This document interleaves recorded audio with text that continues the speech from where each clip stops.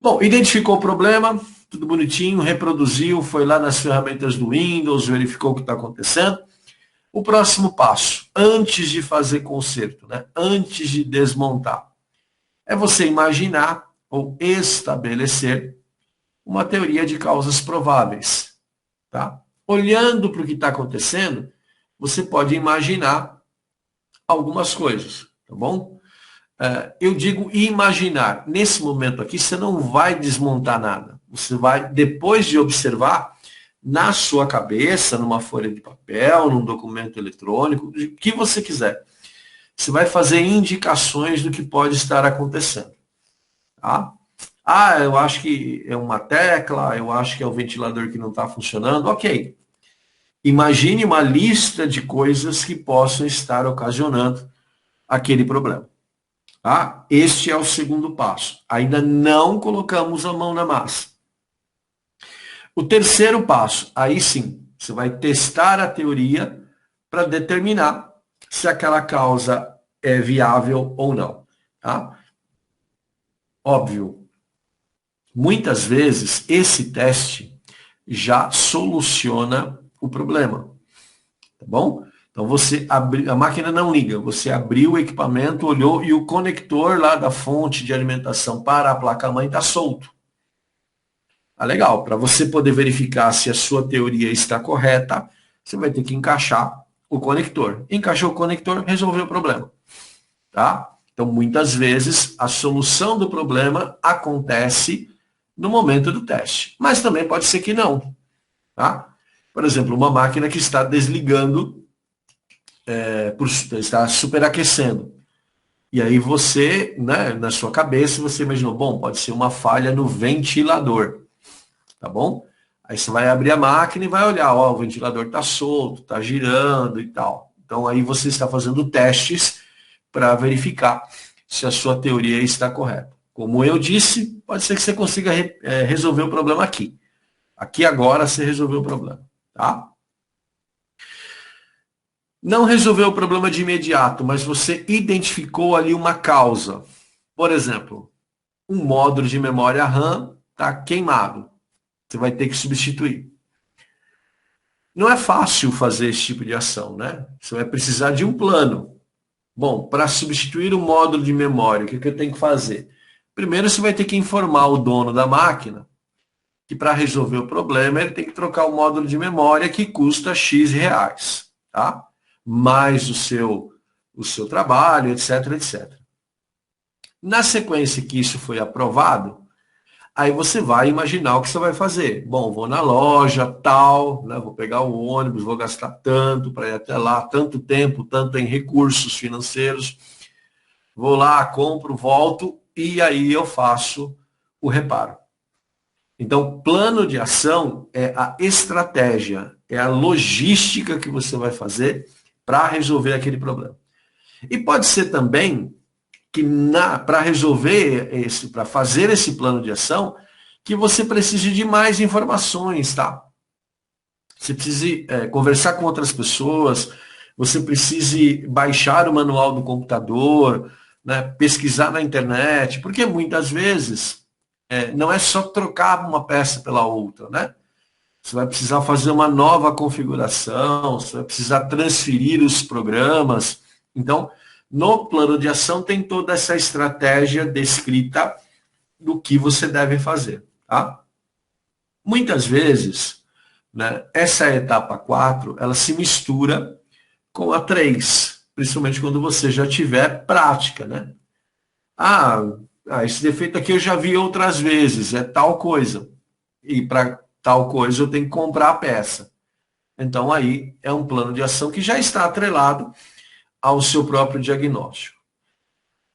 Pessoal, muitas vezes, né, o dono do equipamento não aprova o serviço. Então, por isso que eu falei para vocês que antes de comprar um módulo de memória RAM, você tem que conversar com a pessoa. Tá bom? E é fundamental que você faça isso. Agora é óbvio, né? Você já é técnico há algum tempo, você já tem lá na sua maleta de ferramentas vários módulos de memória. Você pode muito bem colocar um para fazer um teste para finalizar o diagnóstico. Tá? E aí depois você faz a substituição informando para a pessoa de forma correta o que ela deve fazer. Mas assim, várias vezes eu já precisei interromper o serviço porque o dono do equipamento não autorizou. Não autorizou, ok, né? Fecha o equipamento e devolve para a pessoa da mesma forma que estava, tá bom? Com o mesmo problema. E algumas vezes, e eu vou reconhecer isso, né? Era uma coisa de configuração do Windows, era um parâmetro que tinha que mudar, e para fazer o diagnóstico eu tinha que ir lá mexer, né? E aí resolvia. Resolvia, aí quando eu ia passar para o dono do equipamento, ele não aprovava o orçamento. E aí? Fazer o quê? Né? Aí entra o seu poder de negociação para falar para a pessoa, explicar, né? Que o próprio procedimento de diagnóstico já corrigiu o problema, e enfim, né? Para entrar num acordo financeiro aí para o pagamento. E eu já tive de sabores, né? Já teve gente que falou para mim, você consertou, eu não autorizei, problema seu, me devolve funcionando. E aí eu fiquei com o chapéu na mão, né? Já aconteceu, né? Não foram muitas vezes não, mas já aconteceu. Mas sempre tinha, né? Aquele que falava assim, tudo bem, arrumou, beleza, quanto foi? E aí você, óbvio, né? Faz o seu preço. Mas é uma relação difícil, né? Então, procure fazer a correção do problema sempre de maneira autorizada, já passe os valores, informe os valores da hora de trabalho, tudo mais, da peça, dos equipamentos, e aí só execute o plano de ação a partir do momento que a pessoa autorizou, tá bom? Bom, consertou, o que você vai fazer? Reinicia o computador sempre, tá? Reinicia sempre o computador. Bom, e aí você vai verificar se ele está funcionando de novo. Não se esqueça de repetir a mesma situação que lhe foi relatada. Então você deve tentar repetir nas mesmas condições o problema que o cliente tinha te informado. Tá? Mas ela não imprime. Ok, reinicia a máquina e veja se a partir daí você consegue imprimir. Conseguiu, está resolvido, muito bem. Se você combinou com o cliente, né, com o dono do equipamento, que você ia fazer uma revisão, né, ia fazer as medidas preventivas e ele te autorizou, então faça, né? Atualize o antivírus, faça um escaneamento, faça desfragmentação do disco rígido, limpe gabinete, faça tudo aquilo que for necessário e possível, tá bom? Tem muita gente, né, que entrega o computador para você e fala assim, eu quero que se você só resolva o problema, o resto eu faço. Então, ok, beleza. Trocar memória, placa-mãe, processador, e você devolve sem fazer mais nada, absolutamente nada, tá bom? É fundamental reiniciar o equipamento, tá? É fundamental. Muitas vezes, um reparo que você faz, principalmente no Windows, ele volta quando você reinicia, o problema volta. Então é fundamental que você tenha esse reinício para ter certeza que quando essa máquina voltar para o cliente nas condições do cliente, ela vai estar 100% funcional, ok? O último passo do NetAcad, né, do procedimento modelo, é documentar as descobertas, as ações e os resultados. Tá? Discutir a solução com o cliente, né, confirmar se o problema foi resolvido, etc, etc, etc. Tá? Faça você também um registro daquilo que foi feito, um caderninho, uma folha de papel, um celular, um documento eletrônico, uma foto. Pode te ajudar muito amanhã, quando você receber uma máquina igual, com o mesmo problema. Muito provavelmente amanhã você vai lembrar o que você fez hoje, tá? Mas daqui a 6 meses talvez você não lembre. Então é importante ter isso. E a gente, quando vai buscar informações na internet, muitas vezes a gente acha um site, a gente acha um fórum, e aí você fala assim, puxa, que fórum mesmo que foi que eu entrei? Então, se você tiver isso tudo anotado, você já faz toda a diferença, tá? É como se você tivesse uma biblioteca, né? Uma sequência de registros. Particularmente, eu gosto muito de uma etapa 7 que eu criava ao longo do tempo, né? Que é o ajuste de expectativas. É o devolver a máquina para o cliente, perguntar se ele está satisfeito, expor a ele as condições da garantia. Né? O brasileiro gosta muito, muito de se aproveitar dos outros, né? Infelizmente. Então, assim, às vezes você faz um procedimento, só aquele procedimento, passa um ano, a pessoa volta lá com você e fala assim, ó, deu o mesmo defeito. Como se fosse um ano depois possível, né, que o mesmo problema acontecesse. Pode até ser, mas aí já não é mais responsabilidade sua, né? Ele deve estar fazendo alguma coisa, pode ser algum outro problema. Então, assim, essa etapa 7 que eu sempre criei e desenvolvi, me ajudou muito ao longo do tempo, né? É você dizer exatamente para a pessoa quais são suas expectativas em relação ao conserto e se ele está de acordo, né? Muitas vezes eu recebi uma máquina velhinha e aí a pessoa falava para mim assim, ah, coloca um HD maior, tal. Tudo bem, eu fazia o serviço que a pessoa estava pedindo, né? Colocava esse disco rígido.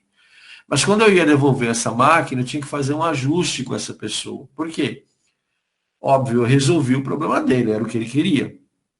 Mas eu falava, olha, essa máquina já tem muito tempo de uso, o processador já está muito lento, né? Trocar o HD vai te dar um fôlego, mas não resolve o problema. Já é fundamental que você comece a pensar em gastar um pouco mais daqui a algum tempo. Então, tudo isso faz muita, muita diferença. Tá bom? Não sei, né? Era algo que era particular, que sempre me ajudou, e é óbvio que você pode ficar livre para fazer isso ou não. Eu tinha uma relação comercial, né? Eu tinha empresa. Então, para mim, nesse momento aqui, era o momento da entrega da nota fiscal, né? De toda a documentação legal. Tá bom? Se você não for fazer com nota fiscal, for o equipamento de um conhecido, talvez apenas um bate-papo nesse momento já seja suficiente. Tá bom? Essas 6 etapas, né, com a minha 7, elas são todas opcionais dentro da sua dinâmica. É você quem vai definir o que você vai fazer e da maneira com que você vai trabalhar. Se você não tiver ideia nenhuma do que fazer, eu garanto para você que essas etapas te ajudam muito a entender essa mecânica, tá? Lógico que a gente está falando de computadores, né? Mas pensa bem no seguinte, vamos pegar algo mais simples. Um ferro elétrico, tá bom? A dinâmica de solução de problemas pode ser exatamente a mesma, tá? É você receber o equipamento, entrevistar a pessoa, verificar o modelo, fazer hipóteses, testar as hipóteses, o plano de ação e testar de novo. É sempre assim que funciona, tá? Para qualquer equipamento eletroeletrônico. E o computador, embora tenha funções diferentes e tecnicamente mais específicas do que um liquidificador, do que um ferro elétrico, o fluxo é o mesmo, tá bom? Pessoal, como eu disse a vocês, lá no NetAcad tem 15 páginas ou 16 páginas que tratam de problemas e soluções, tá? E eu trouxe 2 aqui para vocês poderem ver qual é a dinâmica, mas eu sugiro fortemente que vocês naveguem lá pelas páginas do capítulo 4, cliquem nos botões, né, para verificar todas essas tabelinhas aqui. É muito legal, é muito interessante, tá? Por exemplo, ó, nessa tela aqui, a gente estaria pesquisando um problema que é o computador não liga, tá bom? O computador não liga. Então eu pressionei esse botão e ele me mostrou essa tabela. Tá? Então aqui a gente tem as causas prováveis, ou seja, a etapa 2, tá? E aqui soluções possíveis são a etapa 3, ok? Então, por exemplo, ó, uma causa possível para o computador não ligar é o fato dele não estar ligado a uma tomada. Ah, não, professor, isso é um absurdo. Não é não, tá? Não é não. Já vi várias vezes isso, né? Então, uma solução possível é você conectar o computador a uma tomada. Outra causa provável, a tomada está com problema, tá bom? Então, conecte o computador a uma outra tomada. O cabo de energia está com defeito, use um cabo que esteja funcionando. o interruptor da fonte não está ligado. E aí você tem várias ideias, né, várias possibilidades, com soluções possíveis para você poder trabalhar.